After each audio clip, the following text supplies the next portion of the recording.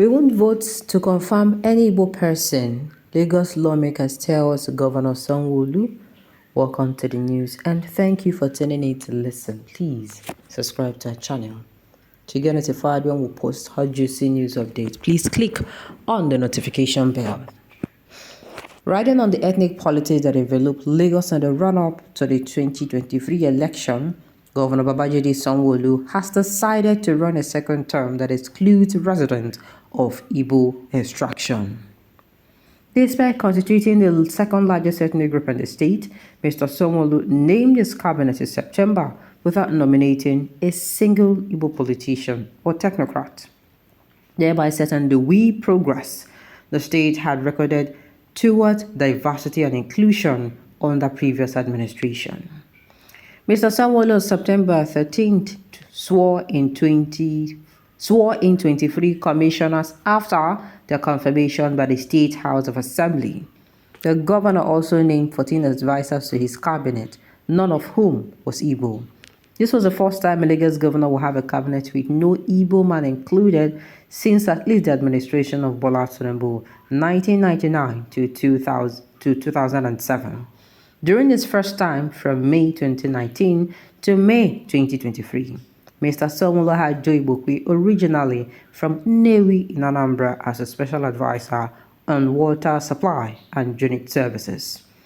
Our correspondent heard from people close to the governor that he was asked to exclude with Labour Party and its candidate Gbadebo Ruth Vivo, and during hate-filled campaign from supporters of Mr. Sanwo-Olu and the ruling All Progressive Congress is said to have played a part in the governor not wanting to give further sense of belonging in the state, according to people close to the governor.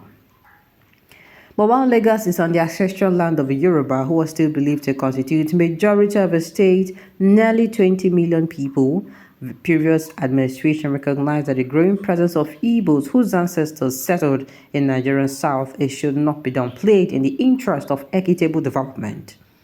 Nigerian Population Department and other federal statistics offices do not collect data on citizens by ethnicity, making it virtually impossible to determine the ethnic composition of Lagos, but generally due to how ethnic groups are dominant in different clusters of city.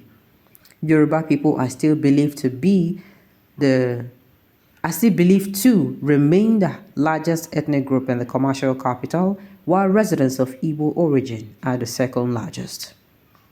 Prominent Igbo citizens like Ben Akubeze, who reformed Lagos fiscal policies when he served as Economic Planning and Budget Commissioner from 2007 to 2015, have discharged the duties in the state cabinet as if they were running their home state in the southeast, said one of Mr. Sanwo-Olu's aides under anonymity to avoid being cited for unauthorized interaction with reporters. But the governor was told by state lawmakers that they will not vote to confirm any Igbo person, the aide said. He clearly said what happened during the last election was too serious and should not be encouraged. The official was referring to the political pressure on the lead up to the governorship election in March, when ethnic commotion flared between supporters of Mrs. Sanwo-Olu and Ruth Vivo. APC loyalists tried to cast Mr. Ruth Vivo as an outsider because his mother was Igbo and he was married to an Igbo woman. But he pushed back, saying that he will never be a sellout as governor and urged voters to reject the fear of mongering from the ruling party. 2 weeks earlier, on February 25th, Peter Obi, running as the presidential candidate of Labour, had defeated Bola Tinubu in Lagos, even though Mr. Tinubu was seen as the godfather of Lagos politics.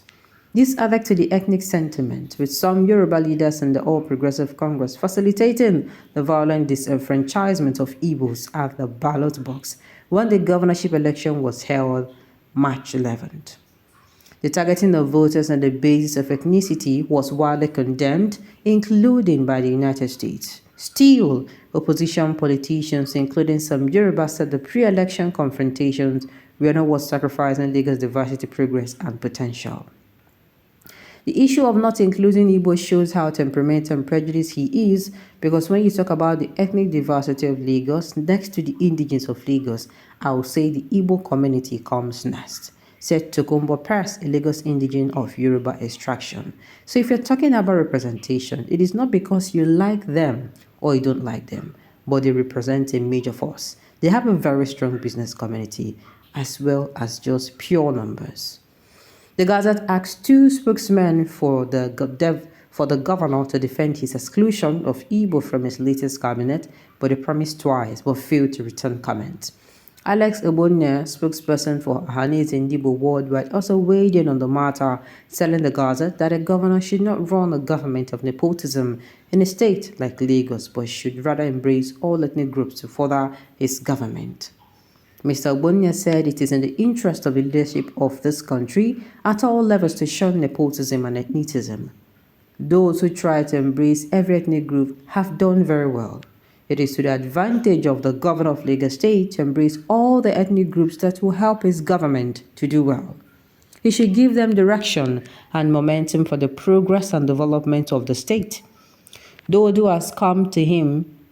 had come before him, realized the potential and advantages, he added. Prior to the election, Mr. Sanwo-Olu worked extensively to cut Igbo vote, holding several meetings with leaders of the ethnic group. But the APC failed to get as much vote from Igbo as it did in the previous election. Analysts attributed this to the growing awareness of Lagosians about Mr. Tinubu's influence over the state. Despite leaving as governor in 2007, Mr. Tinubu, who is now president, has continued to loot Lagos treasury because he has entrenched himself as the state's so-called godfather.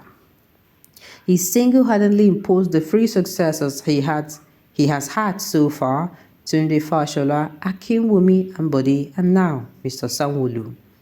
Lagosians know that every vote they cast for any politician nominated by Bola Tinubu is a vote for Bola Tinubu to continue stealing the common resources of the people of the state, said the public affairs commentator Funke Olowu. So the pressure that APC felt in Lagos during the last election was not just because many voters, predominantly Igbo, I would admit, were tired of APC, but also because of Bola Tinubu's corrupt influence over the state. Mrs. Olowu said the APC received the message that it was not indispensable in Lagos despite its vast political structure as installed by Mr. Tinubu. Philip Ivoyu, chairman of the main opposition People's Democratic Party, said Mr. Sanwo-Olu's action mirrored the hubris with